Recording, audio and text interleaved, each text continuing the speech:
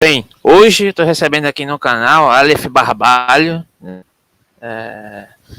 que foi aluno de filosofia na graduação também, que eu fiz na Universidade Católica de Pernambuco, né? Tive o prazer de dividir aí a graduação com ele, né? De modo geral, a gente aprendeu várias questões juntos, um com o outro, etc. Se ajudou.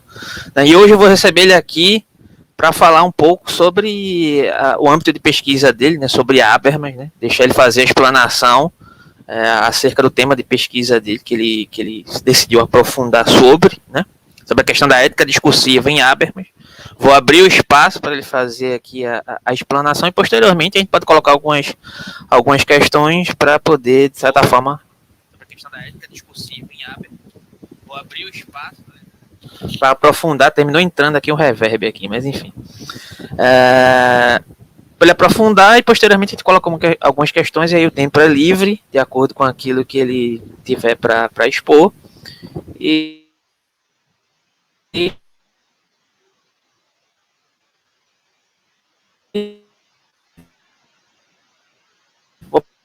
dele. Peraí. Tá ok aí, Aleph? Tá, acho que deu uma caidinha na internet. Enfim. Tá, pronto, beleza. Compartilha, pode ficar à vontade para fazer algumas colocações aí, quem estiver assistindo, ou posteriormente pode colocar aí nos comentários. E aí vou deixar o espaço aqui para poder ele fazer a explanação do modo que ele achar melhor. Pronto. Posso? Deve. Primeiro agradecer pelo espaço, né? É uma alegria estar aqui, porque eu gosto de ver pessoas produzindo conteúdo sobre filosofia de uma maneira independente, feito eu vejo tu fazendo, sabe? Acho que tem muita gente hoje em dia, e eu me enquadro um pouco nisso, que às vezes fica esperando ter, como eu até conversei contigo, ter as condições ideais, ou ter às vezes um diploma, um mestrado, um doutorado, às vezes fica tentando se enquadrar muito no âmbito acadêmico, né, e deixa de produzir muita coisa boa por conta disso, né. Então eu acho muito legal essa iniciativa sua e dar espaço para as pessoas, para a conversa, né, acho que isso é sempre muito bom. E então agradecer pela oportunidade e dizer que vamos, se quiser tornar isso aqui uma conversa, eu estou falando alguma coisa, surgir qualquer comentário que tu deseje fazer, pergunta, seja o que for, por favor, vamos tornar isso o mais dinâmico possível. Às vezes eu não preciso nem dar conta do material todo que eu preparei aqui para já ficar uma discussão interessante. Então, vou começar, né? O que eu preparei aqui, na verdade, é um estudo que foi meu da graduação ainda, do PIBIC que eu realizei, com um professor lá da Católica, o professor Dr. Karl-Heinz Efkin, né? E o título, que é doutor em Habermas, né? E o título do projeto é justamente sobre a teoria discursiva da ética em Habermas, né? É uma explanação, um aprofundamento procurando compreender essa teoria discursiva. Algo mais conceitual mesmo, procurando adentrar a fundo dentro dos conceitos de Habermas. Então, um pouco, primeiro, para quem não conhecer, né, não sei se todo mundo conhece, um pouco de quem é Jürgen Habermas, né? Habermas, ele nasceu em 1929 e ele está vivo até hoje, quase com 92 anos, vai completar 92 aí no dia 18 de junho desse ano. E ele nasceu na Alemanha, em Düsseldorf, e é um filósofo e sociólogo atuante aí há mais de 60 anos no campo, uma pessoa politicamente bem presente na Alemanha também, de grande voz lá.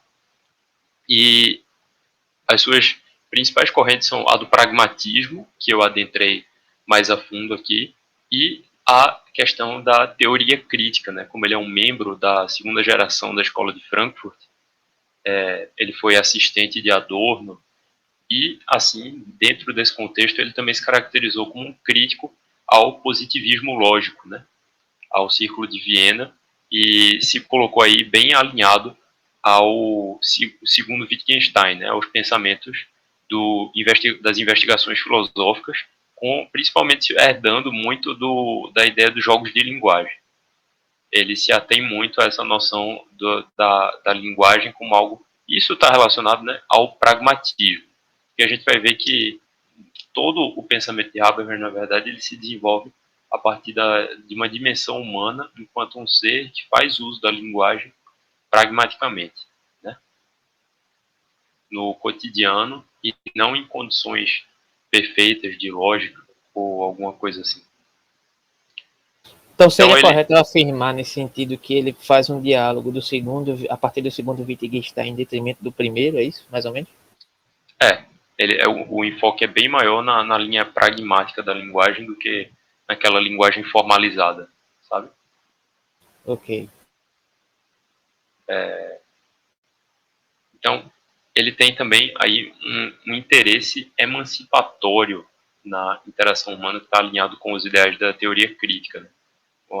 Uma noção de emancipar o ser humano mesmo para além das várias situações que às vezes nesse mundo sistêmico, né, a gente pode acabar sendo submetido. E aí os principais temas que ele aborda, tem uma entrevista curtinha dele no YouTube, que se você assistir, ele pergunta para ele o que é que ele, de todo o tempo, de toda a produção dele, qual é a palavra que ele utilizaria para sintetizar o estudo dele, né? E ele diz que é justamente democracia. Então a gente coloca aqui esse como o primeiro tema que ele aborda, né? A democracia, que para ele está muito ligado a uma política deliberativa, né? Que é o modo como ele enxerga como a política deve se dar, e isso está muito alinhado a também o que ele concebe como sendo o procedimentalismo, o proceduralismo, que é uma alternativa que ele encontra ao liberalismo e ao republicanismo. A gente vai ver que o Habermas, ele sempre, na verdade, nas atuações filosóficas dele, ele se coloca como um mediador, e em dois sentidos, tanto no sentido de querer promover os diálogos entre todos os lados possíveis, e também no sentido de procurar sempre um meio termo, ser oposto a extremismo, né? Isso já vem um pouco do contexto natural de quase todo alemão, no sentido de ter vivenciado a Segunda Guerra Mundial. Então, é realmente uma repulsa natural que se cria a essa figura extremista, né? Os pensadores alemães, eles têm um pouco isso. Pelo menos o Habermas, ele afirma bastante isso, você consegue perceber bem. Então, ele faz um diálogo tanto com o liberalismo quanto com o republicanismo, tanto com a figura contra o Estado quanto com as figuras a favor de um Estado maior, dos bens públicos, né, como é a República. E, para ele, o liberal vê o Estado no interesse dos indivíduos, né, que isso é a principal origem do domínio do mundo ocidental que a gente vive hoje, da mentalidade do mundo capitalista, né? Isso seria fruto do liberalismo, né? Como os indivíduos querendo satisfazer os seus interesses. Já o republicano, ele vê a política como na constituição da socialização. Então, para além do indivíduo, há todo um contexto social que deve ser levado em conta. E para isso existe uma constituição do que é o público, de como as coisas devem ser para todos, de um coletivo, né? Então, isso aqui noções bem gerais, sem me aprofundar muito.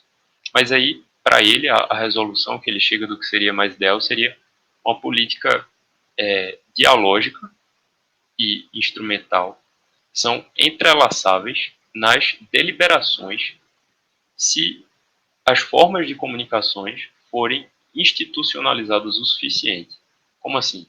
Aí, aqui uma citação dele. A democracia é sinônimo de auto-organização política da sociedade. E disso resulta uma compreensão da política que se orienta polemicamente contra o Estado. Isso é um radicalismo, não é a postura dele, né? Mas ele compreende que deve-se revitalizar a esfera pública, ou seja, aqui já vem o outro lado, né? Ao mesmo tempo que o Estado ele não deve ser tão forte, deve sim existir uma esfera pública até o ponto em que uma cidadania, novamente mais uma ideia coletiva, regenerada, pudesse, nas formas de uma autogestão descentralizada, se reapropriar do poder do Estado que se autonomizou de modo burocrático. Para ele, o Estado se tornou uma coisa burocrática que termina impondo essa vontade de indivíduos sobre os outros, né? E isso pode se encontrar muito na figura dos políticos burocratas, né? Dos políticos que estão relacionados muitas vezes com mais interesses financeiros do que interesses sociais, mais interesses satisfazer as suas próprias vontades do que satisfazer as vontades daqueles a quem eles deveriam representar. Então ele fala muito também desse afastamento do representante dos indivíduos, né, como fruto de um problema, que está ligado também àquela ideia de emancipação que veio antes. Porque ele quer emancipar o indivíduo frente a esse sistema. Algum comentário, Alberto? Não, porque isso me remete a Kant, né? A questão do neocantismo que habita em Habermas, em certo sentido. Né? Com certeza. É por isso que eu... Enfim, eu sei que você está fazendo a explanação inicial ainda, né? Mas, de certa forma, isso me remete à questão de como isso vai se dar lá na frente, né? Posteriormente, em uma prática, né? E qual é o diálogo que ele exerce entre esse suposto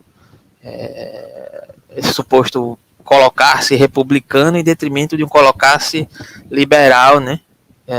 No âmbito da prática política de um modo geral, né? Talvez ele fale um pouco sobre isso naquele livro Teoria e Praxis, que eu só li trechos e etc, mas enfim, eu vou deixar você prosseguir aí para poder a gente lá na frente talvez chegar em algum debate acerca disso. Essa obra em específico também eu não li. Outra coisa sobre o Habermas muito interessante é que ele também está dentro desse esquema do filósofo que realmente produz, né? Produz uma filosofia própria, não é só um filósofo da história, né?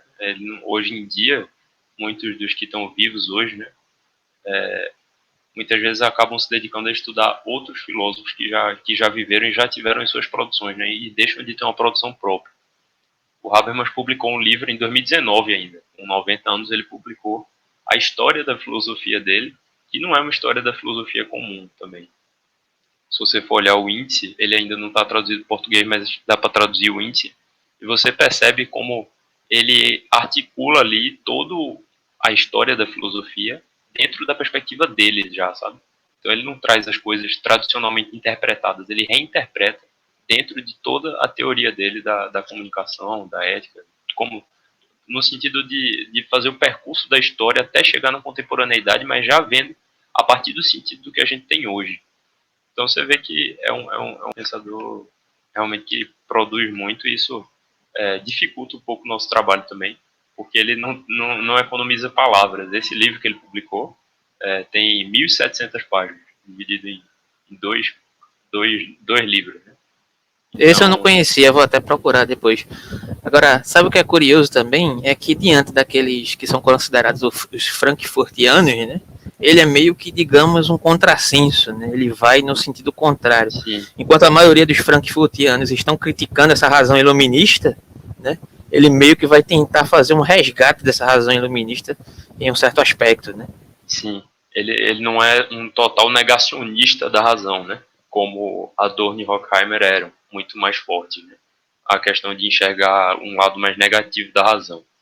Mas eu vou até falar um pouco sobre isso. Bom, mas então, continuando os principais temas dele, a gente fala da teoria do agir comunicativo, né, que é o título da principal obra dele aí, né, da razão comunicativa, que ele elabora esse conceito em oposição à razão instrumental de Horkheimer, né, que o Horkheimer critica, e que tem muito a ver com esse mundo burocratizado, com as consequências do liberalismo, do pensamento moderno, né, de uma razão que supõe ser capaz de alcançar uma verdade superior, e com essa verdade ele quer colocar esse sistema de mundo para todos os outros, né?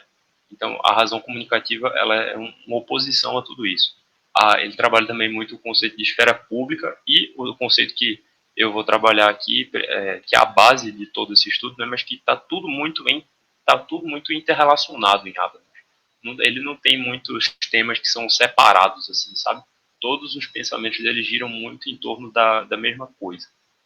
Então, que é o tema aqui, no caso da ética do discurso, que eu vou trabalhar, que é uma herança já também do Karl Otto Appel, né, que é o primeiro filósofo a elaborar uma ética do discurso, com uma herança de Kant, que veio das pretensões que ele tinha quando elaborou o imperativo categórico, né? Quando ele elaborou a teoria moral kantiana. O Kant ele tinha uma pretensão, né, sobre uma boa vida, sobre o bem viver. Então o Apel ele herda isso de uma certa maneira, ainda conservando a noção que Kant tinha de que era possível chegar a uma resposta definitiva e absoluta, mas através do do diálogo já da pragmática linguística. E o Habermas ele herda isso do Apel, mas sem agora a parte da transcendentalidade do resultado. O Habermas ele encara o resultado do diálogo em prol de normas sobre o bem viver como algo sempre provisório, algo contingente, algo contextual, algo que nunca é uma instância última, uma conclusão final, algo que é sempre atualizável. Então, tem esse percurso aí de Kant, Apel e Habermas. Então, a diferença é a crença em impossível moral transcendental forte, que tanto Kant quanto Apel tinham. Porque Kant, no imperativo categórico, a gente percebe que ele supõe uma razão igual a todos os seres humanos, né? Quando ele fala que para saber se a gente está agindo de maneira moral, de uma maneira correta, basta se perguntar se a máxima da minha ação ela é universalizável, né? Então, ele está supondo que todos, diante das mesmas situações, vão chegar às mesmas respostas. E a questão de Habermas é que ele não acredita que todos, diante das mesmas situações, vão chegar às mesmas respostas. Porque a razão ela pode ser utilizada de diversas maneiras pelo ser humano. A prova disso, por exemplo, é a maneira como Horkheimer interpretava a razão que era vigente naquele momento, mas ele conseguiu resgatar uma outra razão, né? Como tu estava falando também. Ele faz um resgate de uma outra razão mais clássica, que é, em certo sentido, mais alinhada à modernidade, ao projeto da modernidade, mas não em uma instância última, nunca, mas também não radicalmente cética. Ele, novamente, vem ao meio termo. Ele não é nem alguém totalmente crente no poder da razão de conhecer todas as coisas, nem alguém totalmente descrente. Ele acredita muito numa razão provisória, numa razão prática, que ela deve ter as suas verdades, mas ser também consciente da sua falibilidade, de que ela pode falhar. Então, um outro conceito muito importante também é sobre o de mundo da vida, porque todo o pensamento de Habermas ele se dá no contexto do mundo da vida. E o que é o mundo da vida? É o mundo partilhado intersubjetivamente, ou seja, o mundo que eu partilho com você e com todo mundo com quem eu me comunico é o mundo no qual Habermas está interessado. Ele não está interessado no mundo do sujeito isolado, nem no mundo além do sujeito. Então, ele não trabalha muito noções ontológicas nem metafísicas. Mas não é que não tem importância. É que, para ele, nas dimensões normativas, nas dimensões que dizem respeito às normas morais de convívio, o que interessa é o mundo que nós partilhamos, e não o mundo em si, ou o mundo transcendental no sentido forte, o mundo metafísico da religião, por exemplo. A gente vai ver também que, na verdade, eu posso ter me equivocado um pouco nessa fala, no sentido de que ele valoriza um pouco, sim, o mundo como ele é, no sentido que ele respeita a autoridade da ciência. Mas a ciência, para ele, está alinhada ainda com esses princípios da falibilidade da razão. Que ele vê a ciência no seu sentido original, ideal, de que a ciência está sempre se atualizando. Então, a ciência nunca é essa ontologia definitiva sobre o que o mundo é e nunca vai deixar de ser. Ela é algo que o ser humano está construindo também. Bom, e pode ser utilizada para contribuir com as nossas normas. Né? E esse conceito de mundo da vida, na verdade, ele é uma herança da fenomenologia de Husserl, né? Que o Husserl, não o Russell, não é o Bertrand Russell, o Edmund Husserl, ele falou do campo das intuições, que é justamente a base de abstrações científicas. Né? Quando ele fala no mundo da vida, ele está falando no mundo que o ser humano encara, sobre o qual a consciência se intenciona, né? E serve de base para as abstrações da ciência, as construções do pensamento. O Habermas, ele fala do mundo da vida, ele herda esse termo, mas ele muda um pouco o sentido, no sentido de que é o mundo das intuições partilhadas entre os sujeitos linguisticamente, que nós partilhamos na nossa comunicação. E um outro tema que ele trata muito é a pós-metafísica. Ele trabalha em termos pós-metafísicos e isso está muito alinhado com isso que eu estava falando anteriormente. Não é que ele não vê valor nenhum na metafísica. A metafísica tem o lugar dela. Mas quando eu estou tratando com outros indivíduos, o escopo, o mundo que eu tenho que levar em conta não é o mundo metafísico. É o mundo que eu partilho. Porque ele leva muito em conta a questão das crenças, né? A questão da fé. E para a fé não se tem razão, não se tem argumento. Cada um crê no que quiser, né? Então, quando eu estou dialogando com você, eu não posso chegar e querer impor que você entenda e aceite as minhas fés sem motivo, nem mais nem menos. Eu preciso secularizar, se eu quiser me utilizar da minha fé, eu preciso secularizar ela em termos pós-metafísicos, em termos que sejam compreensíveis a qualquer um, em termos que tenham razões, em termos que tenham argumentos, em termos que sejam objetivamente compreensíveis. Eu não posso querer argumentar sobre uma questão ambiental do mundo, da Terra, dizendo que a Terra, na verdade, é alguma coisa que está andando no espaço em cima de uma tartaruga cósmica. Porque eu não tenho razões concretas para observar isso no mundo. Os outros não podem enxergar isso. Então, no mundo da vida não é algo válido, porque só eu enxergo. Né? Os outros, não tem como, não posso fazer o outro enxergar isso. Bom,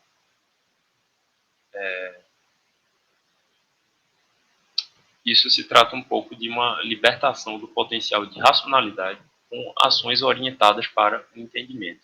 Porque você vê que a razão para cada coisa dessa, por exemplo, essa questão que eu falei agora, seria um limitante da racionalidade. Se eu trago essa questão em jogo para o meio dos debates racionais, eu estou limitando o tamanho do debate. Estou impedindo que ele continue. Então, assumir esses termos, assumir uma pragmática, assumir uma linguagem, uma razão que se baseia apenas na comunicação, é libertar a razão, é permitir que ela flua, né? De maneira a me orientar para o entendimento. E essa orientação para o entendimento é interessante porque para o Habermas isso é algo intrínseco na linguagem. É um telos. Ele pensa numa teleologia, mas numa teleologia pragmática da linguagem.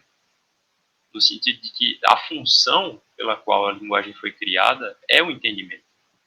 Isso é na origem da linguagem. A linguagem não tem sentido ser verbalizada se não for para o outro me entender. Por exemplo, se eu estivesse falando tudo isso aqui sem esperar que você me entendesse, não teria sentido nenhum eu estar falando isso. Aí eu particularmente agora, eu gosto muito de pensar nas figuras primitivas, né, do ser humano primitivo. Qual seria o sentido do ser humano primitivo vir com uma palavra para falar de um animal grande, tipo um mamute, que ele quer caçar com outro ser humano, se não fosse para o outro entender? Se ele chegasse assim e falasse, mamute grande, vamos caçar comida. Porque qual seria o sentido dele falar isso, se não para o que o outro entendesse ele? Então, o Habermas, ele herda eu interpreto assim, né, essa coisa de que naturalmente na linguagem existe uma pressuposição de que o outro vai me entender. Eu quero que o outro me entenda quando eu falo, porque senão eu não teria para que falar, se eu não quisesse que o outro me entendesse. Então, agir de maneira contra o entendimento, dificultar o entendimento, é uma contradição performativa. Eu me contradizer, falar mentiras, coisas do tipo, seriam contradições performativas que ele vê como contradições pragmáticas tendo em vista a própria linguagem humana, que baseia para ele também um pouco de toda a natureza humana, e mais para frente a gente pode falar sobre isso. A natureza aqui, novamente, no sentido fraco, não metafísico, é a natureza no sentido de que algo que todo ser humano partilha em comum pela nossa condição contingente em que nós existimos aqui. Ele não quer dizer que é a única possível, mas é o que nós temos hoje. É uma natureza linguística, de comunicação, socialização. Então, as principais obras do Habermas, que eu estudei aqui, foram Consciência Moral e Agir Comunicativo, que é já aí uma obra introdutória muito boa, é um texto um pouco difícil, mas que ele traz um panorama muito bom do pensamento habermasiano. A Teoria do Agir Comunicativo, que é a principal obra, a Inclusão do Outro, que traz uma dimensão mais política, o Futuro da Natureza Humana e o Pensamento Pós-Metafísico, que eu ainda estudei pouco, mas já estou me adentrando um pouco. Bom, a proposta da ética discursiva, já entrando mais direto no conteúdo aqui, tem algum comentário disso que eu falei agora, Alberto? Agora ou anteriormente? Tem a questão do que você relacionou, de certa forma, desse posicionamento do Habermas ser um posicionamento, digamos, que se coloca como, digamos assim, considerar esse mundo da vida, né, que você disse que vem de Husserl, que seria o anterior professor de Heidegger, se eu estiver errado você me corrige, né, ou seria o Husserl, o filósofo matemático, acho que você se refere ao fenomenólogo, né? Isso. Mas enfim, foi professor de Heidegger, né? Me parece que de certa forma o Habermas tem aquele livro do Habermas que ele dialoga com a questão da modernidade, que eu não me lembro exatamente qual é o nome do livro, né? Que ele trata sobre Nietzsche ali, né? Ele trata sobre Nietzsche em diálogo com essa questão da modernidade e essa questão da racionalidade. E aí, quando você fala mundo da vida, apesar de certa forma isso está relacionado com a fenomenologia russeliana, né? E isso está para um âmbito rigoroso da fenomenologia que Russell quer montar, que depois Heidegger vai, de certa forma, se contrapor a essa noção da fenomenologia russeliana mais rigorosa para fazer uma reconstrução metafísica a partir de um diálogo com essa suposta tradição metafísica que posteriormente o próprio Heidegger admite fracasso em suas conferências, mas isso é outra questão, né? Me parece que quando ele pressupõe esse mundo da vida, em algum sentido, em algum aspecto, ele traz alguma influência desse diálogo que ele propõe, pelo menos de certa forma, lá no livro que ele constitui sobre a modernidade, quando ele coloca, por exemplo, a questão de Nietzsche como uma terceira via ao racionalismo que se instituía a partir daquele momento da modernidade, que ele coloca a questão dos hegelianos de esquerda, né? E aí colocando, de certa forma, o pensamento influenciado por Marx e outros pensadores que se apropriam desse pensamento dialético de Hegel a partir de um, entre aspas, racionalismo, porque o próprio Hegel era crítico dessa noção racionalista, que queria superar essa questão, né, para além de um dualismo, né, diante da composição hegeliana, considerando vários outros aspectos, que aí é outra questão, né, e um hegelianismo de direita, né, que basearia-se em outros pressupostos, né? Isso já na pragmática política, né? Que eu não vou adentrar nessa questão aqui de um modo mais, digamos, político, exemplificando os aspectos políticos, porque aqui é um canal mais teórico, mas para bom entendedor você pode se instrumentalizar e utilizar a crítica, né? O canal de política é outro, inclusive eu tenho outro canal de política, outro canal que é sobre política, que é o Observatório Político, e lá a gente trata da coisa mais de forma direta. Aqui é mais para você se munir, instrumentalizar esses conceitos e aplicar isso na realidade.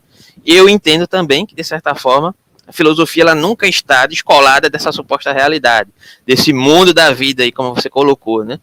Mas aí, como você coloca isso, é outra questão, né? A prioridade aqui é outra e é colocar desse modo. E aí, o Habermas, ele parece que ao resgatar Nietzsche diante desse âmbito, né, ele resgata a partir de uma crítica a esse suposto iluminismo, do qual ele se utiliza para poder reformular, né, essa oposição de Nietzsche, digamos, essa prioridade do racionalismo, né, ou dessa racionalidade que é dada a partir dali, quando ele vai para a questão do remontar o jovem Nietzsche lá em O Nascimento da Tragédia, diante da questão do apolíneo dionisíaco, né, que na verdade não seria uma ode nem à racionalidade completa e nem uma ode à desmedida, né, à irracionalidade de um modo geral. E aí parece que em certo sentido ele está colocando essa questão como, digamos, uma reformulação dessa racionalidade para um âmbito prático, para o mundo da vida, digamos assim, né, por mais que seja um tema russeliano, né, para o mundo da vida, né, o mundo da vida como se apresenta, como se dá na pragmática social de um modo geral, né. Eu não sei se eu me estendi muito, se eu fui muito prolixo, mas era isso que eu queria colocar, em certo sentido. O que é que você acha sobre isso? Muito interessante, eu nunca tinha pensado nessa coisa, mas o Nietzsche ele também já é um um pioneiro, né, nessa questão de abandono àquela razão apolínea no seu sentido radical, nas suas pretensões radicais, né, da razão como se ela fosse algo perfeito. O Habermas ele herda muito isso no sentido de diminuir as pretensões da razão humana. Ele ainda valoriza, não abandona ela, mas ele diminui as pretensões da razão humana. Essa razão perfeita, essa razão ideal, para ele não existe. A razão é uma construção que a gente vai desenvolvendo com a nossa linguagem. E aí ele também acredita que isso se estende para todos os âmbitos da existência. E aí ele coloca aqui a ética discursiva. Então, né, uma ética, ou seja, uma justificativa para a fundamentação das normas morais, das normas dos nossos costumes do cotidiano, da vida, com base em discurso. E de antemão já é interessante colocar aqui que discurso para Habermas sempre é dialógico, sempre é diálogo, sempre é de um ser humano para outro. A discursividade, a linguagem, ela nunca é de um ser humano consigo mesmo. Novamente a gente volta para aquela questão da origem da linguagem. O ser humano não teria por que falar para si mesmo. Se ele entende uma coisa, ele entende, ele não precisa traduzir isso para ele mesmo. Então, a linguagem ela vem como essa forma de representação do algo para outro, para que o outro me entenda, para que o outro tenha acesso à minha subjetividade, para que haja intersubjetividade. Então, Habermas, todo o pensamento dele se baseia nisso. Então, a ética discursiva se coloca como uma possibilidade de solução a problemas contemporâneos do mundo da vida. Aí, por que esses problemas existem para ele? Pela falta de metanarrativas. Pelo abandonar, que foram abandonadas, né, pelo pluralismo de visões de mundo. Ou seja, quando o mundo, isso deve ter um pouco a ver também, pode ser que a gente consiga fazer uma relação com o que o Bauman acabou pensando sobre a globalização e o mundo entrando em contato com dessas culturas, mas também um pouco da crise da modernidade, que o Nietzsche já previu também, né? Uma certa crise, uma certa tendência a um niilismo, né?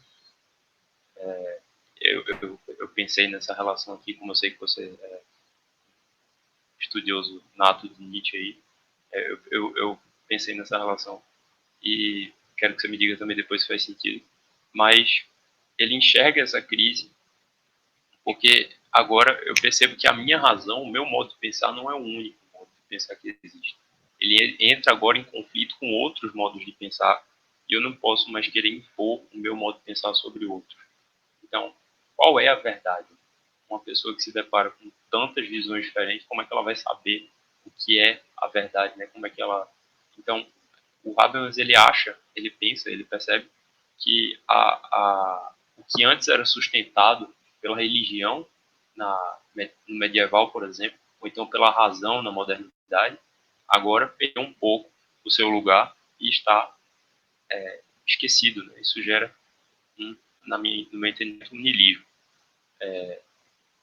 Então, pela falta de metanarrativas, de crenças fundamentais a valores éticos basilares. Então, não é que ele acredita que são precisas crenças, necessariamente, no sentido da fé, mas que a função que essas crenças desempenhavam na sociedade é algo necessário. Que as pessoas tenham uma ética basilar sobre a qual se apoiar, para que a coisa consiga se estruturar. Isso. E isso eu acho que, por exemplo, isso varia muito, né? Mas eu acho que é um pensamento muito presente em quase todos os filósofos, essa necessidade de ter algo que sustente o modo de viver humano, seja como for. Bom, mas o Habermas, particularmente, ele coloca essa ética discursiva em oposição à razão instrumental do agir estratégico de um mundo sistêmico. Ou seja, são vários conceitos aqui. Mas a razão instrumental é aquela razão que utiliza o outro ou as ideias para o outro como instrumento. Ou seja, o que um instrumento faz? Se eu pego um martelo, eu não estou interessado no martelo em si. Eu estou interessado em bater o prego com o martelo. Ou fazer o que eu quiser com o martelo. Ou seja, Meu interesse não é o martelo. A ferramenta é um meio, é só um meio para eu chegar no meu fim. O meu interesse é a finalidade. Se o martelo deixar de conseguir bater um prego, o martelo não vai me servir para nada, eu vou jogar ele fora. Então, a razão instrumental é a razão desse tipo. É a razão que se utiliza do mundo, das coisas que ela contempla, do outro com o qual ela se comunica, como instrumento para chegar a um fim. E nunca e não olha para o outro, para as coisas como fins em si mesmo. Isso é uma herança que o Habermas tem de Kant também, porque esse pensamento é do Kant, né, de que o outro ele nunca deve ser tratado como um meio, mas sempre como um fim em si mesmo.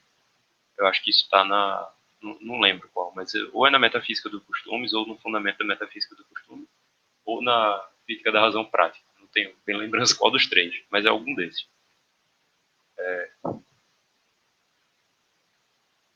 Bom, então o agir estratégico também é justamente a tradução dessa razão instrumental, né? Quando alguém se utiliza da razão instrumental para agir, age de maneira estratégica, de maneira querendo chegar no seu objetivo. E um mundo sistêmico é justamente um mundo onde sistemas são construídos para determinadas finalidades e não para os indivíduos particulares nas suas finalidades próprias, que também não devem ser absolutos. E aqui volta sempre, se você para prestar atenção, aquele debate sobre liberalismo e republicanismo. Porque, ao mesmo tempo que o Habermas ele parece que ele quer defender que as pessoas não sejam utilizadas como meios para que elas possam ser fins em si mesmas, ou seja, exercerem o que elas quiserem, ela também não deve utilizar os outros, não deve cair no mesmo erro. Então, é um meio termo sutil aí, entre uma coisa e outra. E ele faz, então, um resgate da razão, mas não a razão como absoluta, ideal, uma razão comunicativa. E vem do ponto de partida da inevitabilidade da linguística realidade humana com outros. Né? Aquilo que a gente estava falando. Um ser humano, se ele nascer e viver sozinho, eu gosto muito da história do Victor do Aveyron, para pensar a noção de natureza humana em Habermas. Não sei se tu conhece esse caso, conhece? Não, conheço não. É um menino que com 7 anos ele foi encontrado no meio da floresta, né? Pelado, andando de 4 patas. Ah, isso aí eu 4 patas conheço, eu não, só né? não associei o nome. Pronto, é o caso desse menino. Que ele estava sozinho desde pequeno, foi abandonado, largado, nem sobreviveu como um animal. E a pequena infância ali, né? Até os 7 anos.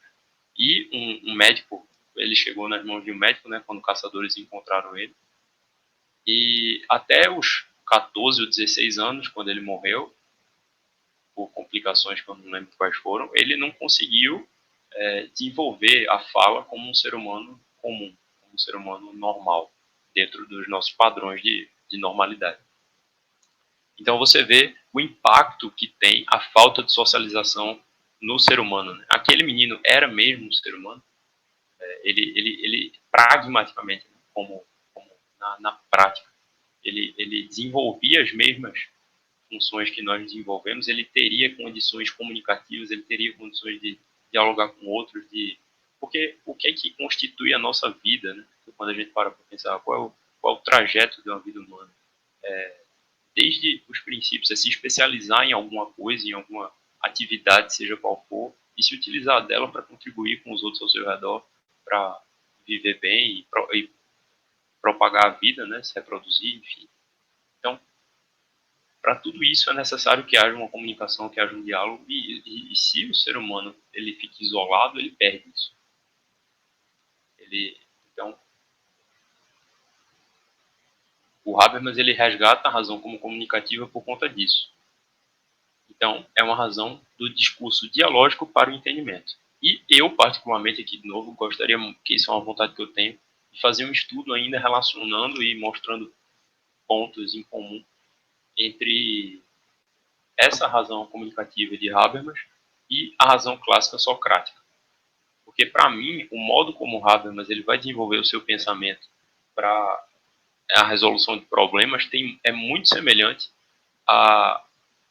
ao que a gente observa nas obras de Platão com os diálogos socráticos.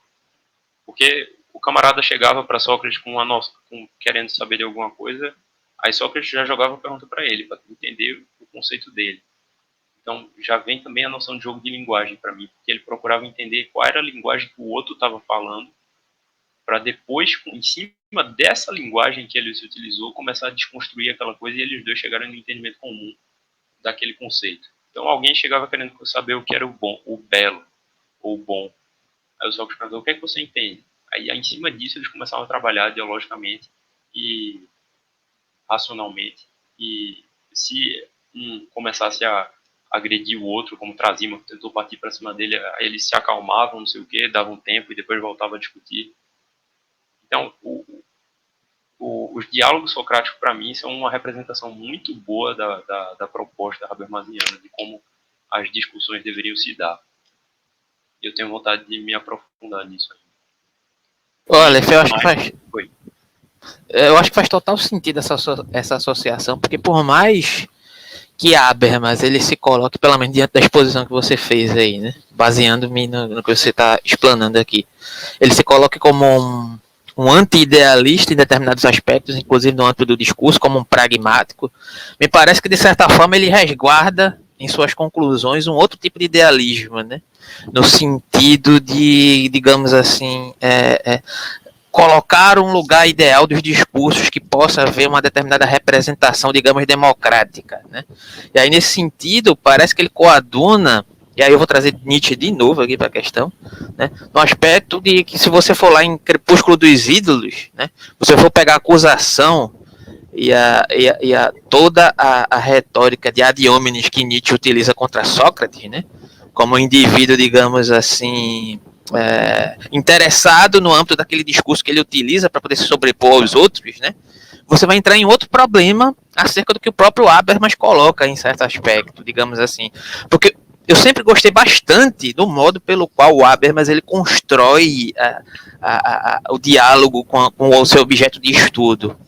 Eu só nunca fui muito simpático acerca das conclusões que ele dá, porque para mim, isso no âmbito pessoal, isso não quer dizer que eu considere que as conclusões dele sejam irrelevantes, muito pelo contrário, e seria até uma pretensão minha fazer isso, né? Mas eu acho que ele é muito otimista no aspecto das conclusões que ele chega em determinados aspectos. Talvez seja necessário que sejamos otimistas mesmo, né, em um determinado âmbito, porque senão o que é que nos resta, né? E aí traz também a questão que você colocou, né, em certo sentido, de dizer a gente precisa de alguma coisa, digamos, no âmbito pragmático para poder se guiar, né?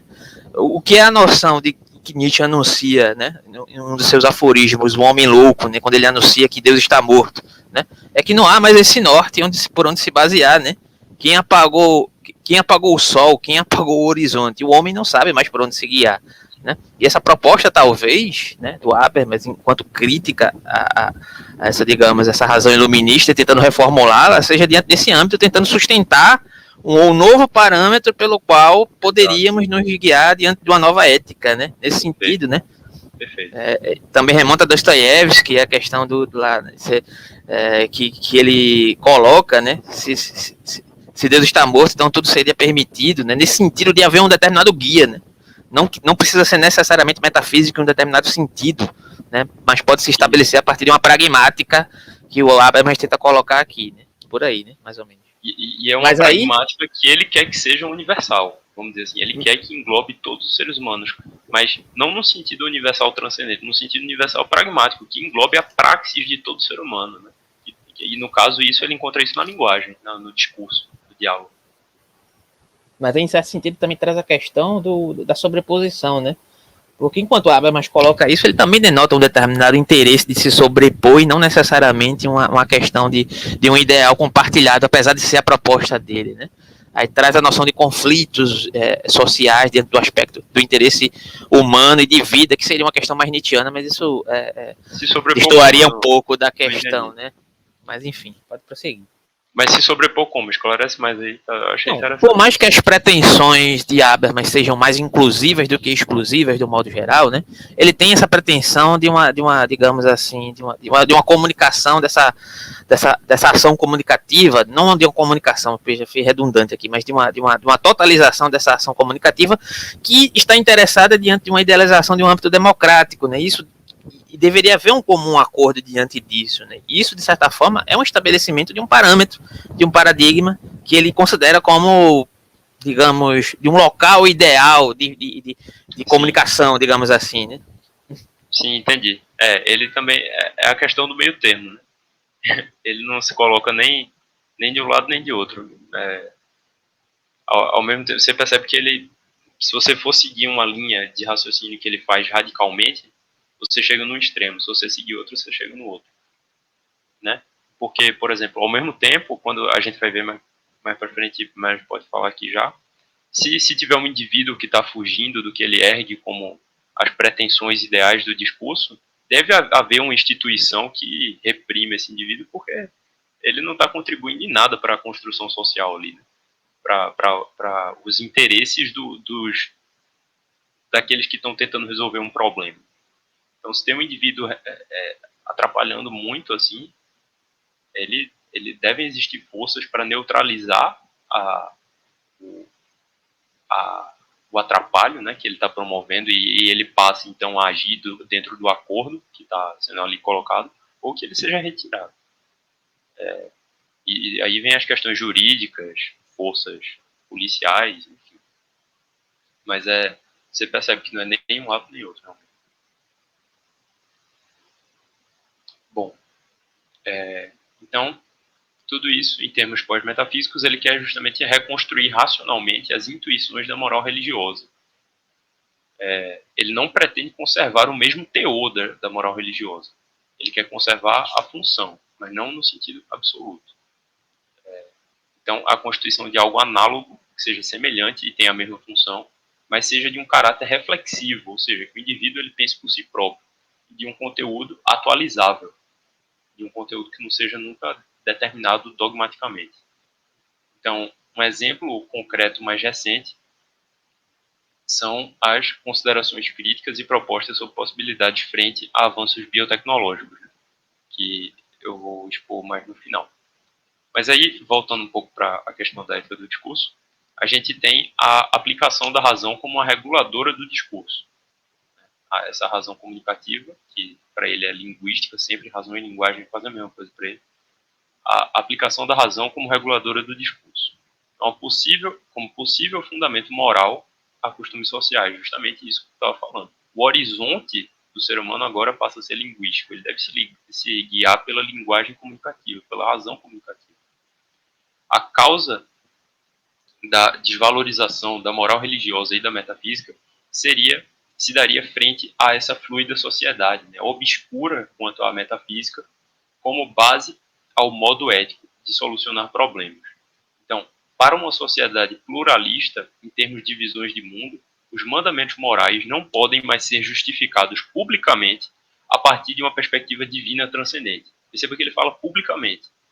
Para um indivíduo por si só, cada um pode continuar tendo a sua crença metafísica e justificar cada um acha a justificativa que quiser para as suas ações particulares. Mas publicamente, quando você vai justificar as suas ações para outros, você não pode mais justificar com base em perspectivas divinas transcendentes, porque são tantas que, se isso fosse acontecer, seria pragmaticamente inviável a gente considerar todas elas e continuar vivendo em uma mínima harmonia, uma mínima condição de manter a sobrevivência. Então, a força dos mandamentos divinos sobre normas razoáveis pode ser encontrada em condições pós-metafísicas. Isso é um problema que ele aborda. Se a gente pode encontrar essa força de conservar o indivíduo agindo de uma determinada maneira, além da religião, além da crença, e agora com princípios racionais, né? Traduzindo os discursos em uma força de convencimento que vá modificar a ação das pessoas. Porque não é só falar, né? Não é só fazer o outro dizer que entendeu, o outro tem que agir como se tivesse entendido. Isso já é outro debate. Porque essa questão do otimismo, quando tu falou, acho que tu estava falando um pouco nesse sentido, né? Vamos dizer, tudo bem, eu vou estabelecer comunicações para resolver os problemas. Quem disse que as pessoas vão agir de acordo com essa proposta de comunicação? Quem disse que as pessoas vão querer se submeter a essa comunicação? Quem disse que as pessoas vão querer, após o comum acordo, ser fiéis a esse acordo? E se ninguém for fiel, o que é que vai fazer? Qual é o poder que se vai ter. Então, ele vê aí realmente, por conta dessas problemáticas, é que são necessárias as instituições. Quando ele veio aqui no Brasil, perguntaram para ele como é que fazia, como é que ele enxergava a situação brasileira para começar a aplicar um pouco do pensamento dele por aqui. Ele disse, olha, vocês estão olhando para um ponto aqui. A educação, ela está aqui, ó. Então, vocês têm que trabalhar primeiro a educação, primeiro as coisas básicas do ser humano, para depois poder chegar nessas coisas sobre como resolver os problemas, né? Então, você vê que é uma coisa para um ser humano realmente mais pressuposto como intelectualizado, né? É uma coisa meio como se ele estivesse falando como se todos fossem filósofos que sentam e começam a debater de uma maneira minimamente racional sobre as coisas, e não é bem assim. O curioso é que remonta à questão que ele mesmo colocou, né? De você se comunicar e ser minimamente entendido, se não há essa possibilidade diante de uma linguagem filosófica, que é um outro problema, né? É verdade, também. Porque é bem interessante isso aí, porque uma das pretensões que ele ergue quando ele está falando de como o discurso deve se dar, né? Ele ergue 4 pretensões. A pretensão de inteligibilidade, a pretensão de verdade, correção e sinceridade. Então, se você for olhar para essa primeira, que ele diz que ele não, na verdade ele não expõe sempre ela, porque para ele é um pressuposto tão básico que ele não precisa falar disso. Ou seja, de que todo mundo quando fala pressupõe que o outro vai entender, não no sentido de entender o sentido da palavra literal que ele está falando, mas ele mesmo nos textos dele usa palavras tão complexas que às vezes é difícil de entender. Então, é um pouco uma contradição performativa também nesse sentido. Ele fala como se, por vezes, como se nós devêssemos ser claros na nossa linguagem, mas os textos filosóficos dele são um tanto obscuros, né? Tem uma herança hegeliana nesse sentido de não ter muita pena do leitor. Ele aprofunda assim cada detalhe da maneira dele, claro, né? Mas ele não poupa palavras também, não poupa raciocínios, então ele não facilita muito o trabalho para a gente entender ele, não. Interessante isso, porque os autores também são humanos, né? A gente, ele, a gente é capaz de perceber essas contradições. Não, mas o interessante que você falou é justamente essa questão de educação, né? Eu sempre me debrucei sobre meus devaneios diante dessa questão, porque muitas vezes, sei lá, não querendo dizer que eu sou mais esclarecido do que ninguém, não é essa questão. É que eu tenho alguns âmbitos de interesse que não são comumente compartilhados, né?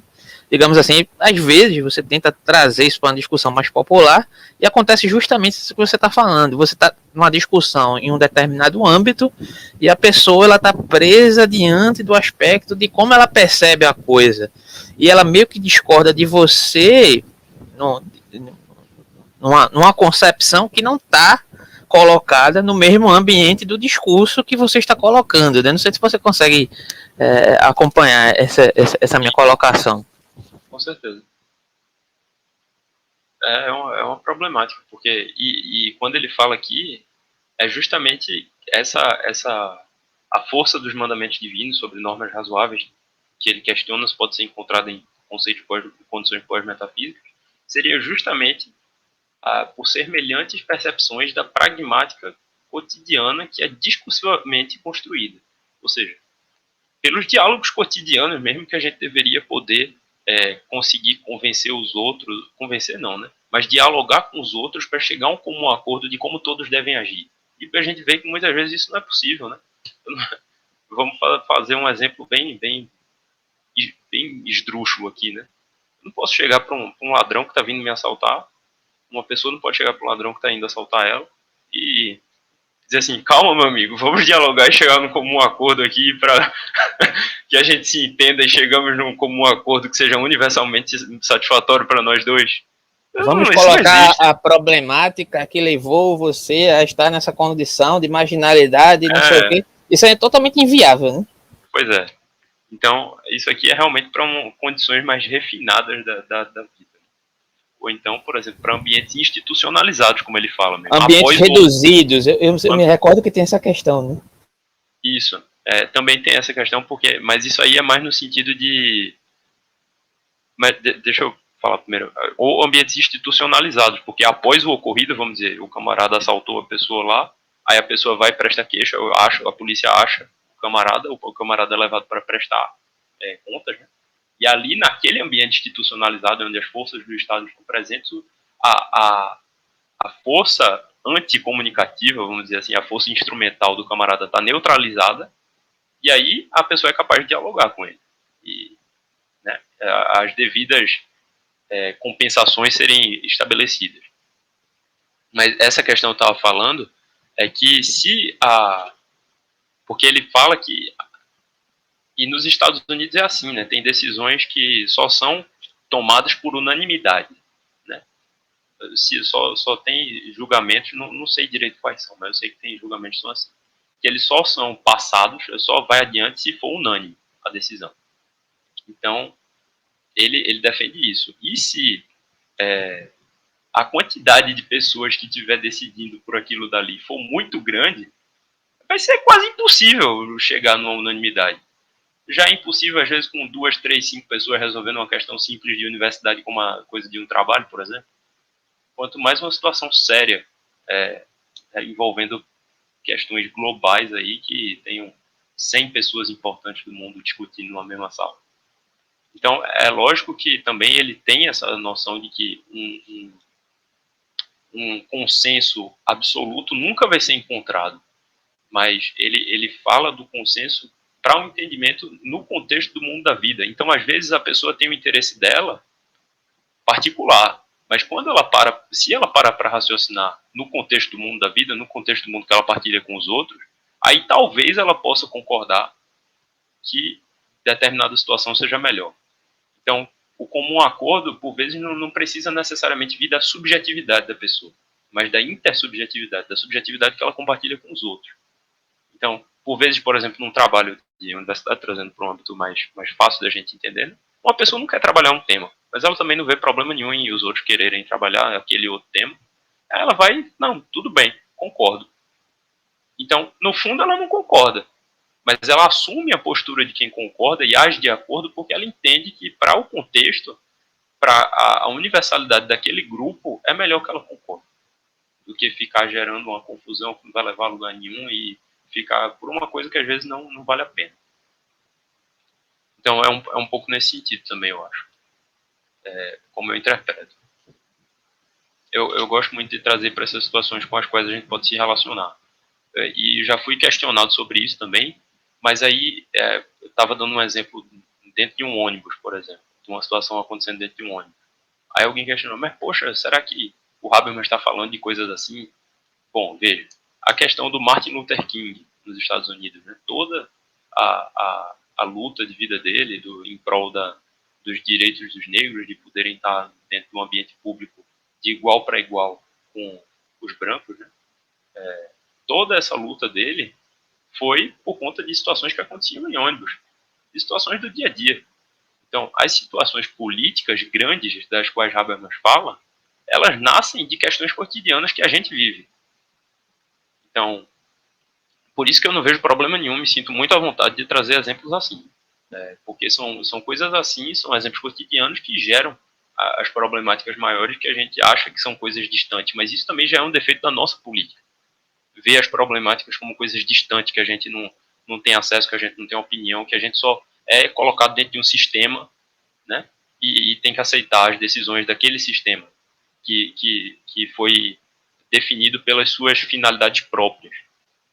E não considerou a gente como fim em si mesmo, considerou a gente como meio para chegar nas finalidades dele.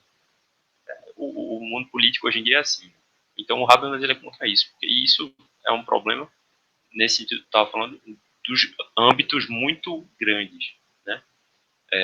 Ele defende um pouco essa questão da particularização. E aqui um conceito interessante para trazer isso é a questão dos concernidos. Porque quando ele fala que o comum acordo deve ser unânime entre todos os concernidos. Quem são os concernidos? São todos os afetados e interessados pela resolução de um problema.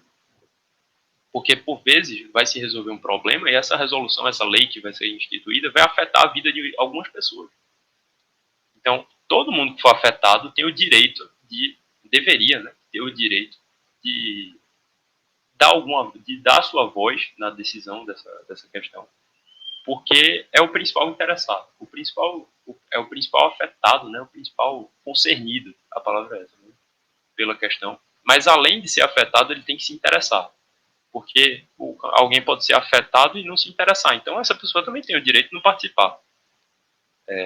Mas aí ele também traz outra coisa interessante, que se a pessoa for afetada, mas não tivesse interessado em participar da decisão, ela perde completamente o direito de cobrar reparos depois, porque no momento que ela tinha o direito de participar, ela não participou, aí por que depois vai ficar reclamando das decisões que os outros tomaram?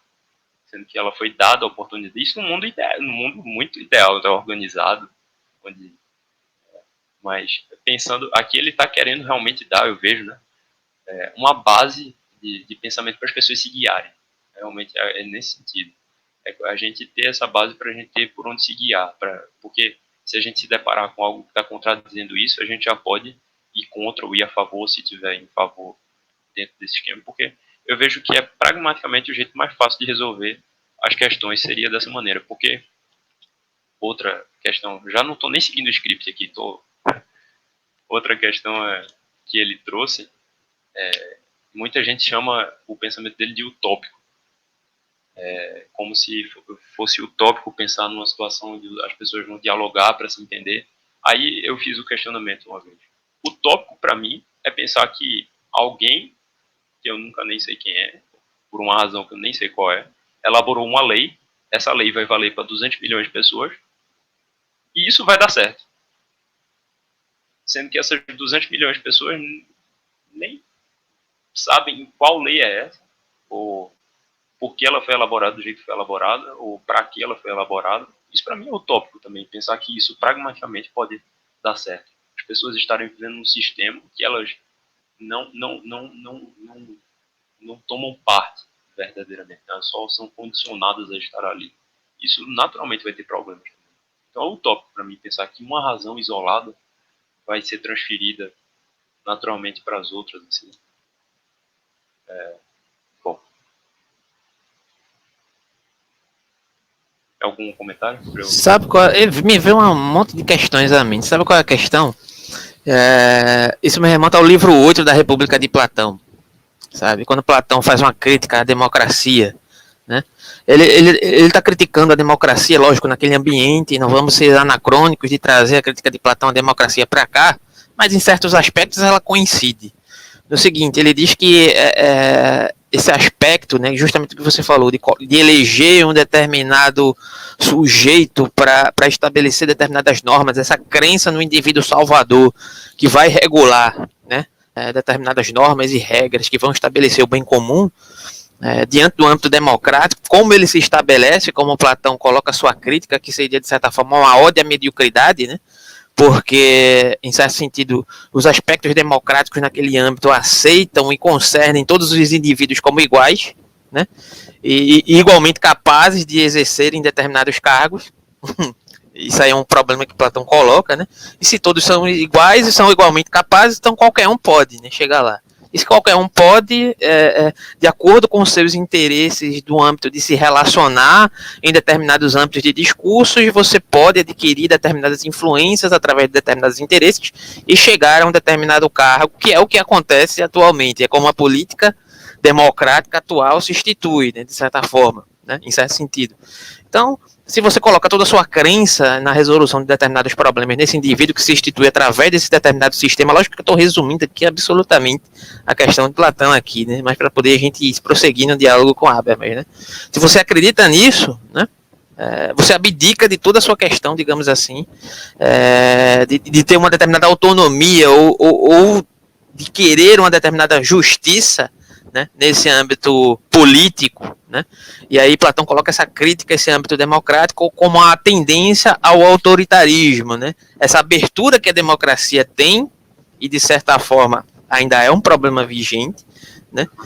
E aí remonta aquela questão, né? Se você tem que considerar todas as opiniões como válidas, você teria que, de certa forma, considerar uma opinião antidemocrática como válida, entre aspas, que eu não compactuo e não acho que seria relevante nesse sentido, mas o âmbito democrático ele deixa espaço para que haja, digamos assim, uma inserção dessas questões enquanto uma dominação geral através do próprio âmbito democrático, justamente por ser democrático, né? E em certo sentido a proposta de Habermas, ela vai no sentido contrário, digamos, de uma reformulação de determinados aspectos diante do âmbito do discurso, diante de uma suposta conscientização que se dá diante de um âmbito menor, pelo menos eu vejo assim. Só que isso não é um processo que se dá da noite para o dia, né? Você não resolve isso de hoje para amanhã, enquanto tem toda uma questão institucionalizada, né, que perpassa várias questões políticas, inclusive. Aí eu vejo um certo problema na questão de quanto o Habermas coloca as instituições como reguladoras, porque elas estão permeadas de determinados interesses também, né? Então, até que ponto elas também não são reprodutoras desses aspectos que afastam a possibilidade dessa ação comunicativa, dessa ética comunicativa também, né? Até que ponto elas são realmente legítimas para tal? Eu penso muito, né, nisso. Enfim, era mais ou menos isso que eu queria colocar. Eu penso muito nisso e aqui já entra, como a gente está criticando, né, uma reflexão minha como pessoa. Eu penso que a solução para isso é a não permitir a complexificação da coisa. Porque se a coisa for simples, por exemplo, vou dar um exemplo aqui religioso, mas é só um exemplo. Os 10 mandamentos. Os 10 mandamentos são uma coisa muito direta. Não tem como botar frufru ali no meio. Ou o camarada distorcer aquilo dali, porque é uma coisa tão simples que se qualquer coisa for adicionada, todo mundo vai perceber.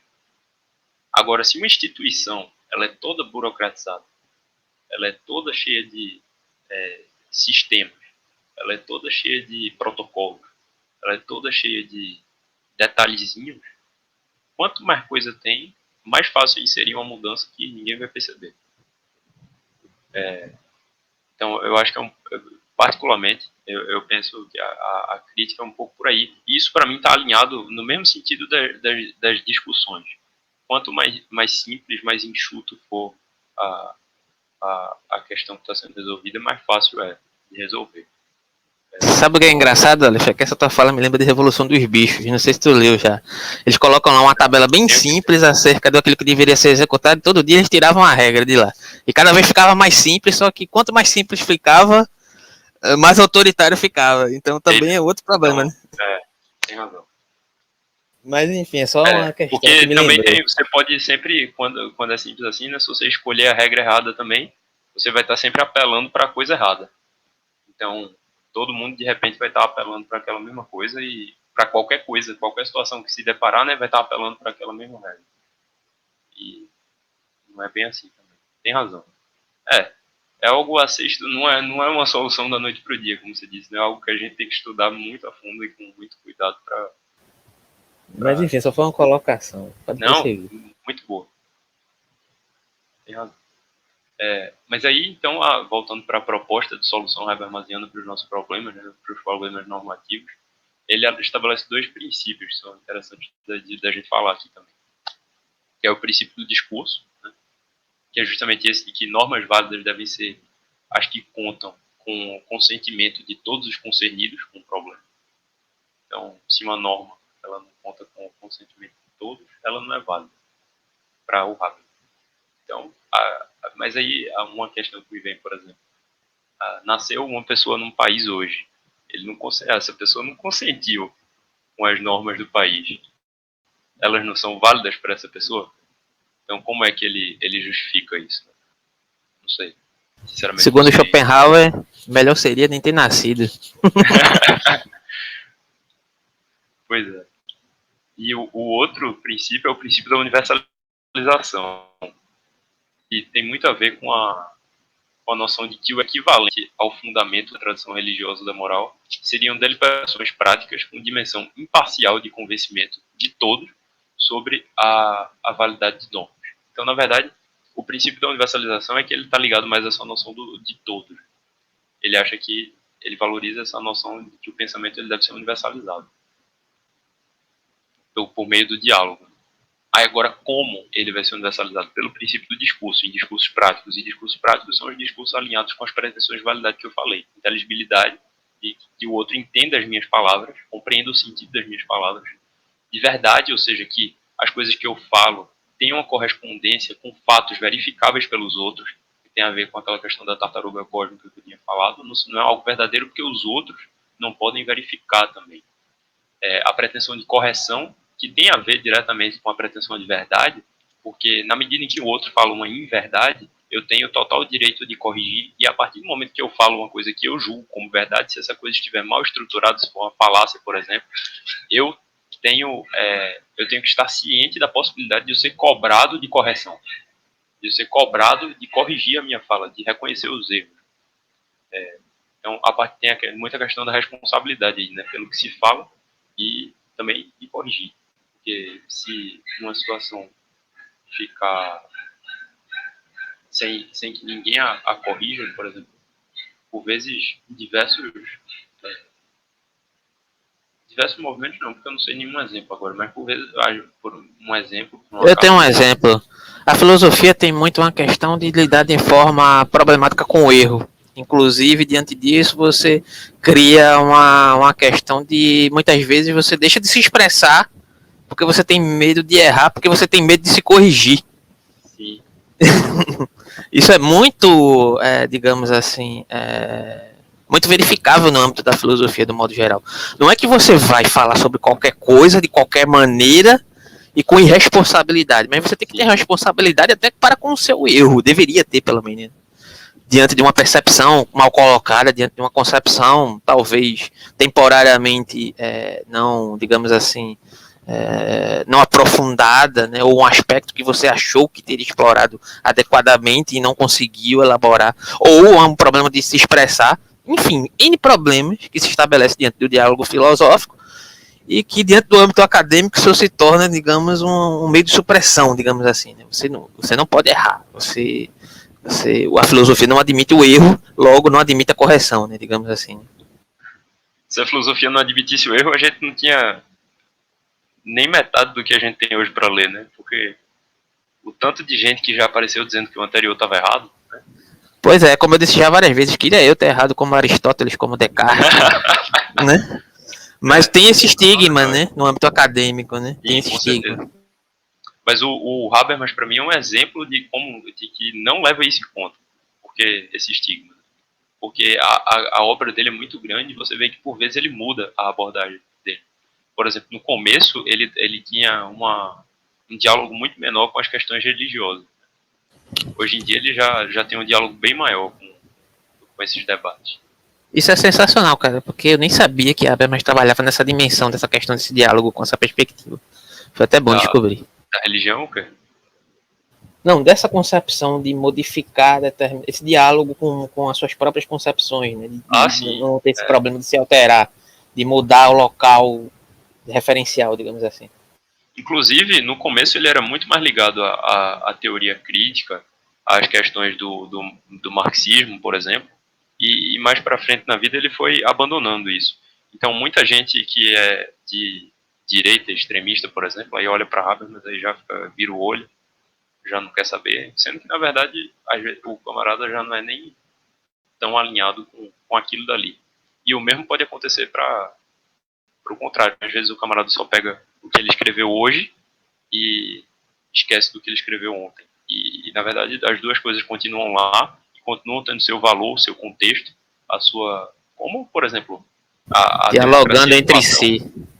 A democracia de Platão não é a mesma democracia que a gente tem hoje. E nem por isso a gente vai deixar de ler Platão. Então, não é porque um pensador escreveu uma coisa com a qual ele não compactua mais hoje, que aquela coisa que ele escreveu anteriormente deixa de ter o seu valor. O Wittgenstein, um exemplo perfeito, né? O Tractatus Filosófico é a tese de doutorado dele. Então, mas depois ele não concordou mais com aquilo. Mas ainda tem o inimigo de si mesmo. E ainda tem gente que compactua mais com o primeiro do que com o segundo. Então, acho muito interessante isso. E o Habermas ele tem essas várias abordagens. E, por exemplo, né, no livro que eu recomendei como introdutório do Consciência Moral e Agir Comunicativo, a gente tem que tomar cuidado quando lê, Porque hoje o Habermas ele não é mais um pensador, ele não é um pensador considerado metafísico, né? Mas nesse livro do Consciência Moral e Agir Comunicativo, ele fala muito de termos assim, universalismo, transcendental, não sei o quê. Então, se você, a gente vem na formação em filosofia, por exemplo, numa abordagem histórica, né, cronológica. Então, a gente vem filosofia clássica na Grécia, filosofia antiga, filosofia patrística medieval, filosofia moderna, tudo linha metafísica, pensamentos que se baseiam em determinada metafísica. Aí a gente chega em Habermas na contemporaneidade e vê ele utilizando esses termos, a gente pensa que ele é um metafísico também. Porque ele fala do princípio da universalização. Veja o nome disso, né? Então, sendo que, na verdade, ele está falando em outra linguagem. É, é, e acho que é um pouco isso. Bom, para finalizar, acho que eu vou trazer um pouco aquele debate já do futuro da natureza humana, né? Que é a obra que acho que a gente pode conversar um pouco. E aí, bom, o que se dá no futuro da natureza humana é uma possível efetivação de consequências da burocratização do Estado, né? Porque ele, e aí por conta de questões de propostas, o Habermas ele trata de questões que são propostas de respostas pós-metafísicas à questão da boa vida ou da vida não desperdiçada, como ele fala. Então, a manipulação genética, para ele, pode provocar um prejuízo à autocompreensão normativa dos agentes responsáveis e autônomos pelo condicionamento de si mesmo à vontade de outro. No caso, um exemplo prático e esdrúxulo seria um pai que chega e diz assim, não, eu quero que meu filho seja apto a jogar basquete. Eu quero que meu filho seja um bom jogador de basquete. Então, isso é uma coisa pensando no futuro, né? Hoje em dia isso ainda não é possível. Mas ele faz um pensamento preventivo. Vamos dizer, se isso fosse possível, como é que a gente lidaria com isso? Para a gente não ser pego de surpresa. Então, um pai que faz isso com um filho, ele está submetendo uma outra pessoa à vontade dele, sendo que a vontade dele é subjetiva. E a outra pessoa tem a sua subjetividade própria. Então, a intersubjetividade, ela nunca pode se dar por imposição, mas sempre por comunicação. Então, como é que aquilo dali é uma atitude normativamente válida se o filho não teve nem sequer a oportunidade de nascer, desenvolver uma linguagem para poder então falar da sua vontade para o pai e decidir o que é que ele e ver se ele está de acordo com a vontade do pai de que ele seja um jogador de basquete. Então, ele já ser um jogador de basquete, nascer sendo pela vontade de outro e não por um acaso ao qual todos estão igualmente condicionados, porque, por exemplo, o que é que há de igual entre mim e você e, por vezes, uma pessoa, às vezes, que nasce com uma deficiência física? O que há de igual é que nenhum de nós tem qualquer controle sobre o modo como nós nascemos. Então, a nossa compreensão como pessoas é pautada nessa falta de controle para o Habermas sobre as condições sobre as quais nós nascemos. Essa falta de controle sobre a condição física, da natureza física, é algo que seria para o Habermas crucial para o nosso desenvolvimento. Então, mas no caso das pessoas com deficiência, isso já é outra problemática. Eu estou falando aqui das manipulações, porque são dois tipos de manipulações. Ele fala das eugenias, né? Porque eugenia é seleção humana, né? Das seleções humanas positivas ou de aprimoramento e das eugenias negativas, das seleções que, na verdade, elas removem atributos do ser humano. Então, no caso de uma criança com deficiência, uma manipulação sobre ela, antes do seu nascimento, seria uma eugenia negativa. E essas são mais defensáveis, porque elas não estão adicionando algo àquela pessoa contra a vontade dela, mas estão pretendendo, em determinados casos que devem ser estudados, quais são. Com cuidado, não estou dizendo aqui nada. Não estou trazendo nenhuma definição chamando ninguém de nada, pelo amor de Deus, nem dizendo que a vida de ninguém é desperdiçada, longe disso. Mas devem ser estudadas quais são as manipulações que podem ser promovidas de maneira que seriam justificadas porque a futura pessoa não teria como querer viver com ela, viver com determinadas condições. Então, o Habermas ele supõe que existem determinadas condições sobre as quais a futura pessoa não poderia querer viver com ela. Então, essas condições extremas são as que ele coloca como possivelmente alteráveis, remediáveis, manipuláveis. Agora, ele é contra, ele se coloca mais numa postura conservadora, mas isso é um estudo, é um debate, ele não fala isso em definitivo, mas ele se coloca numa postura mais conservadora quanto às eugenias positivas de aprimoramento, justamente porque seria a aplicação fútil da vontade de outro sobre uma futura pessoa que não teve a oportunidade de se defender, de colocar a sua própria vontade. E uma coisa interessante é que no Consciência Moral e Agir Comunicativo, que se eu não me engano ele escreveu em 1981, ele fala de um princípio sobre a moralidade que é um princípio de reversibilidade. Então, se uma coisa é reversível, a atitude ela ainda pode ser corrigida, ela ainda pode ser, eu posso compensar pela minha atitude que não foi moral, pela minha atitude imoral, porque ela pode ser reversível. Agora, se uma coisa é irreversível, eu não tenho como remediar o meu erro. Então, como é que ficaria a questão do pai que alterou o filho se o filho não quisesse mais ser daquele jeito? E sendo que é uma coisa irreversível. É uma atitude imoral e irreparável. Porque foi um gesto contra a vontade do outro que não pode ser corrigido de maneira nenhuma. Porque é uma condição genética, uma condição do DNA da pessoa. Uma pessoa formada não pode alterar o seu DNA ainda. Pode ser, se um dia for possível, talvez passe a ser menos grave essa alteração sobre o outro. Então, acho que é um pouco isso que o Habermas delineia. Tem vários detalhezinhos nesse meio, é um tema muito complexo. Mas o básico é isso. Então, só vou fazer um breve comentário e aí você pode fazer um arremate já para encerrar, né? Se você quiser. Se quiser, né? Que a gente está com 1h20 aqui já.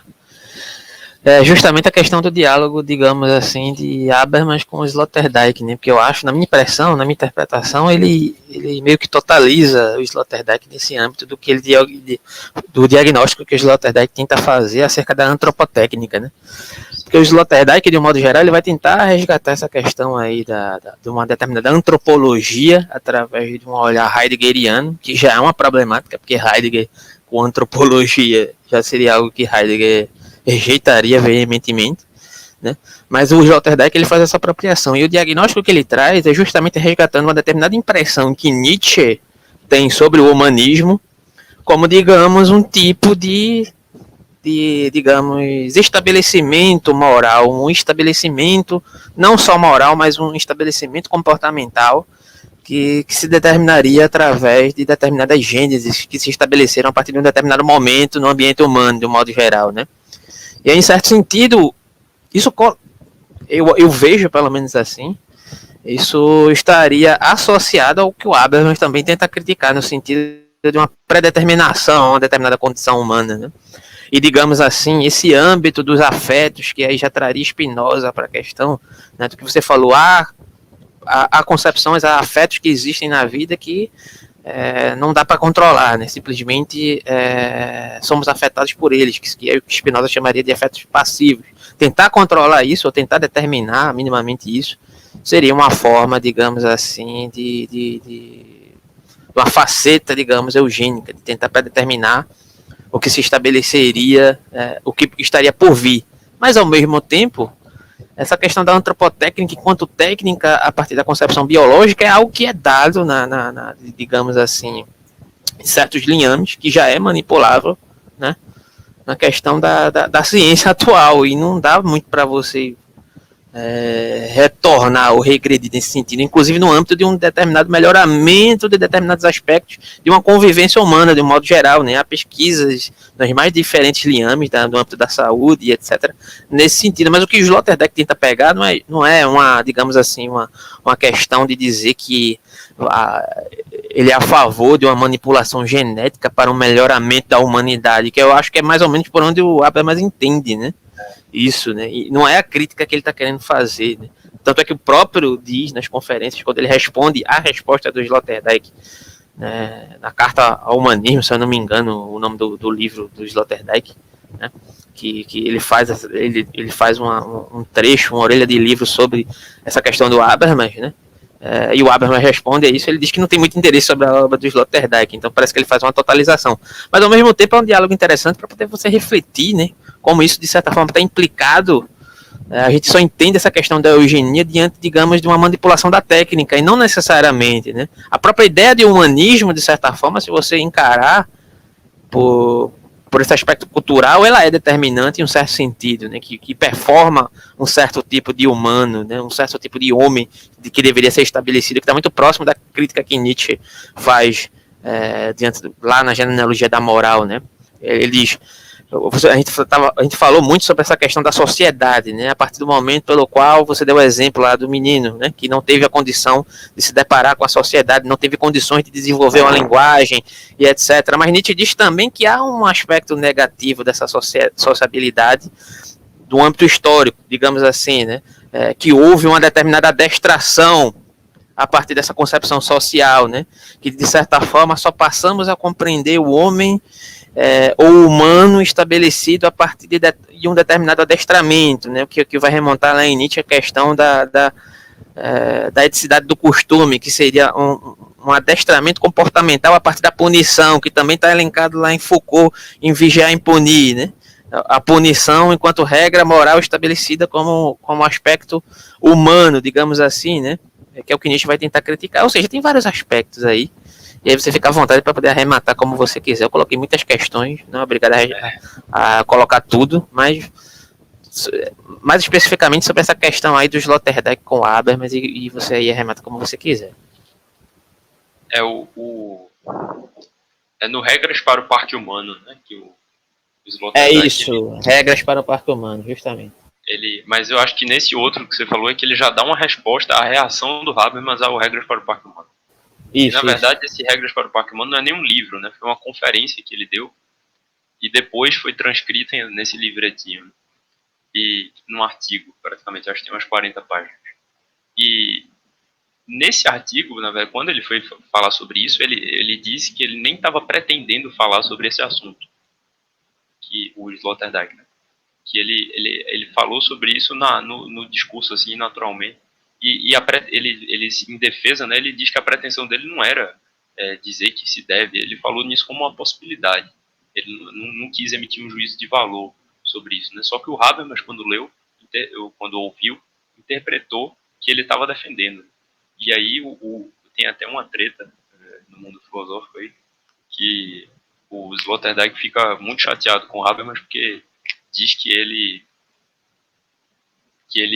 espalhou essa notícia como se ele estivesse defendendo esse tipo de coisa para vários jornais, né, da Alemanha, para todos os professores e acadêmicos que ele conhecia, e uma pessoa feita Habermas com a influência dele fazer esse tipo de coisa é minimamente grave, né, porque acaba manchando a imagem de outro, às vezes por uma má interpretação, um problema de linguagem, uma coisa contra a qual, mais uma vez, aí uma contradição performativa. Mas também a gente criticar esse tipo de coisa, assim, quando está estudando filósofo, acho que não tem muito a ver, seria meio uma falácia, um argumento ad hominem, né? Dizer que por conta de um erro dele, da moral dele, tudo que ele escreveu é desvalorizado. Mas isso tem um determinado impacto, né? Durante um bom tempo eu fiquei com uma certa preconcepção de ler a obra do Sloterdijk por causa disso. Já fica... Com certeza. Mas toda essa temática aí que você está falando é o cume do meu projeto de dissertação, onde eu quero justamente trabalhar essa questão dessa proposta habermasiana, né, avaliar essa proposta habermasiana sobre a moralização da natureza humana. se é necessário a gente conservar uma mínima natureza humana, ou se, como outras pessoas, não necessariamente Sloterdijk, mas ele também na interpretação do Habermas, outras pessoas defendem liberar geral os aprimoramentos humanos, né? Porque como se isso fosse algo natural da ciência. E aí tem alguns nomes aqui que eu posso dar para, se tu quiser pesquisar, se alguém quiser pesquisar, que são os bioliberais, né? Que são os a favor dos aprimoramentos, e os bioconservadores. Dentre os bioliberais, a gente encontra o Julian Savulescu, né? Que é um nome bem forte, e tem até um que escreveu um livro com ele, o principal livro dele.